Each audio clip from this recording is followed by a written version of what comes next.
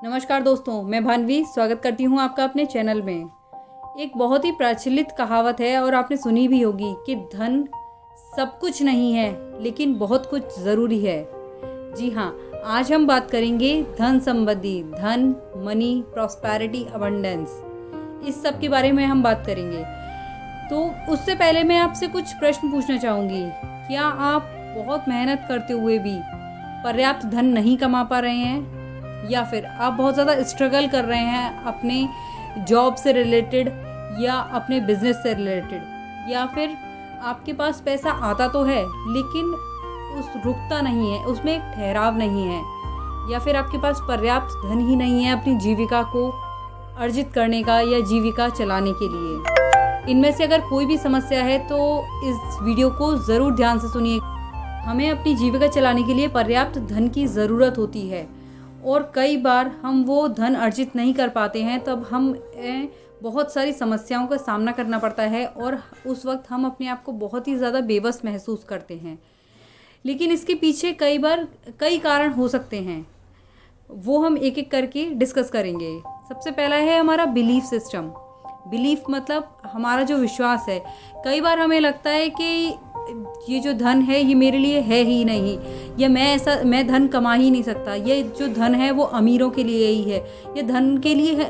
हम अपशब्द बोलते हैं या यूज़ करते हैं, जैसे कि ये काला धन है, या धन से रिलेटेड कुछ और भी जो हमारे बिलीफ्स होते हैं कि ये सब तो मेरे बस का ही नहीं है। इस तरह की जब हम शब्द बोलते हैं, इस तरह के जो हमारे बिलीफ सिस्टम होते हैं, तो वो एक तरह से हमारे लिए जो इस तरह की फ्रीक्वेंसीज क्रिएट करते हैं कि हम कितना भी स्ट्रगल कर लें, कितनी भी मेहनत कर लें, हम धन से दूर और दूर होते जाएंगे। मेहनत बेशक कर रहे हैं लेकिन हम अपने आप ही अपने जो बिलीफ सिस्टम के थ्रू इतनी ज़्यादा एनर्जीज क्रिएट कर देते हैं इस तरह की कि हमारे लिए हर्डल्स आते ही रहते हैं। दूसरा रीज़न हो सकता है हमारा सबकॉन्शियस माइंड।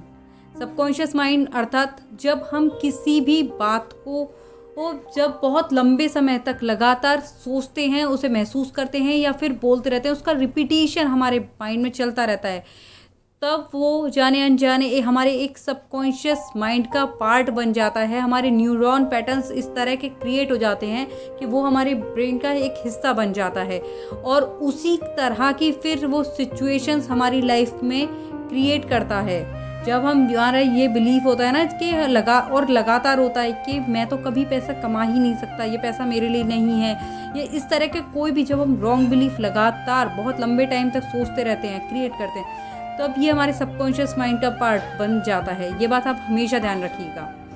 तीसरा रीज़न हो सकता है चक्रा इम्बैलेंसेस। चक्रा इम्बैलेंसेस अर्थात जो हमारे चक्रास हैं, अगर वो डिस्टर्ब हैं तो इस वजह से भी हमें मनी इश्यूज हो सकते हैं। स्पेशली जब हमारा हार्ट चक्रा या रूट चक्रा डिस्टर्ब होगा तो मनी से रिलेटेड कोई भी किसी भी तरह की प्रॉब्लम्स हैं वो हमारी लाइफ में हो सकती हैं।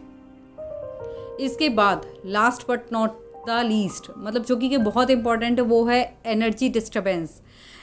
एनर्जी डिस्टर्बेंस किसी भी रीज़न से हो सकता है। हमारी लाइफस्टाइल, हमारे थॉट्स, हमारे बिलीव्स, हमारी जो खान पान है वो, या फिर जो ई स्मॉग है, वाईफाई है, ये जो रेडिएशंस हैं, इन सब में मतलब और भी बहुत से रीज़न्स होते हैं की वजह से अगर हमारी एनर्जी एक तरह से नींव है किसी भी बिल्डिंग की, और नींव का मतलब होता है आधार।